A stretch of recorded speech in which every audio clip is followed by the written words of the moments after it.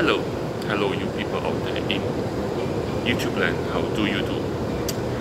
Well, what are we going to do today? Well, our last video, I told you, or I mentioned, that there are actually 3 places that I know of that sells the oyster cake. One was at Berseh Food Centre, next was at Maxwell, and there's one more place that I don't think many people know of. So I'm bringing you there now. It's just right opposite the Jalan Berseh MRT station. So let's go there and let's have a little snack, shall we not? Okay, so we are out at the other end, and in front of us is Jalan Berseh, the big street. And yes, this is Jalan Berseh.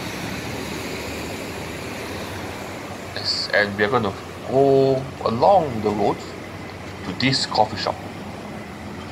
Yes, this coffee shop here. Yes, this coffee shop will be familiar to some of you who have watched my food adventures. I came here to have the chicken rice balls. So this is the place that sells the chicken rice balls, and at one corner of the coffee shop, this coffee shop, yes, this corner here, as you can see, there's this shop called Oyster Cake, and here is the shop that I mentioned that sells the oyster cake. At this corner, near the chicken rice balls, the Hainanese chicken rice balls. And this is the oyster cake. Yes, the oyster cake. It's one oyster cake for $3, 2 for $5. So this still warm, oily, savory, and juicy on the inside.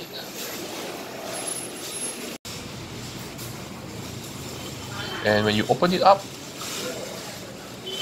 one thing you'll notice here is that it is packed full with ingredients. Look at that oyster. You've got peanuts in there, you've got minced meat, you've got some kind of like vegetable too. Packed full of ingredients.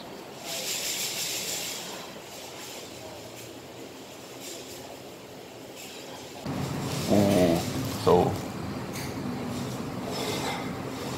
let's start eating the first bite.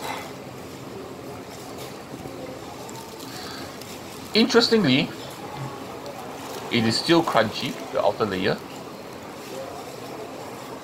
and yes, definitely full of ingredients. Much fuller than the other 2 examples at Maxwell and Berseh Food Centre. Those 2 have more flour. Here, more packed with ingredients. Moist too, but oily, like the other 2 versions. Quite oily.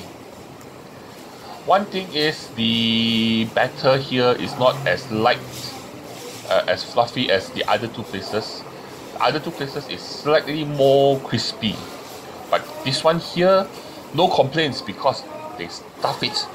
I mean, stuff it full of ingredients, minced meat, oyster, and there's even peanuts inside there. It gives it a nice little peanut crunch when you eat it. So I'm quite enjoying this oyster cake, this snack that is slowly disappearing from our Singapore food culture scene. Not many places sell this nowadays. And so, unfortunately, this brings us to the end of our food adventure here. So I showed you where the 3rd oyster cake stall is. Yes, it's near Berseh Food Centre, down the road at a coffee shop, hidden in one corner. You will miss it if you don't know where it is. Yes, welcome to another story time. Yep. Okay, this is what I find totally weird about Ion Orchard. It's this. Look at this here. Okay, this is where the people going down to MRT or going to Ion Orchard use this to go to the lower level. And then you also have these pillars. So you know what those pillars remind me of? It reminds me of something like, a chicken upside down, and the cut, the escalator going in reminds me of, like turkey or chicken, where you actually need to stuff it with stuffing, like with extra goodies, things that you like to eat, or herbs into the chicken. Yeah, it looks like an upside down chicken with legs sticking up. Yeah, legs sticking up. That's what it looks like to me. Yeah. Okay, let's have another short story time. What will the story time about? What will the story be about? Well, maybe just a bit of like how perception of where a product comes from actually affects the price. So, let's have a look. So we're in a supermarket. We are in the cereal aisle, all the different types of cereal. So first of all, look at this. You have this type of grainy cereal. But okay, let's just look at for brands. This is a Korean brand. It's around like $7 to $8 because it's from Korea. So they charge you $7 to $8. Then at the bottom here, you have a Japanese brand, Calbee, which is $13. Just because it's from Japan and people perceive that Japanese goods have higher quality, they charge you a higher price. Then you have American Kellogg's, which is only like $3 to $4. But basically this one is just corn which they puffed up and it's crunchy, which has very little ingredients, but they charge you at a cheap price. But for Americans, it's never enough to just sell you something cheap. They have to add in something to make it better, to charge you more. So here you have the sugar-coated,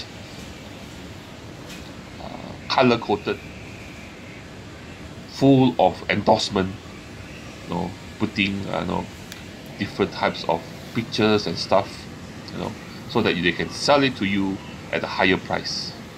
So that's what Americans do. Not only that, the Kit Kat now, you can also get this dark chocolate Kit Kat, a cheesecake Kit Kat, and a premium Kit Kat with mint, I think. And I don't know what this is, some kind of strawberry cake or something like that. You can now get weird flavors. Oh, chestnut. You also get weird flavors of Kit Kat in Singapore now. Not only that, Pocky is into that too. This one is an almond tea, and that one is a chocolate, premium chocolate Kit Kat. Yep. So nowadays you can also get weird flavors of your sweets and snacks in Singapore too from Japan.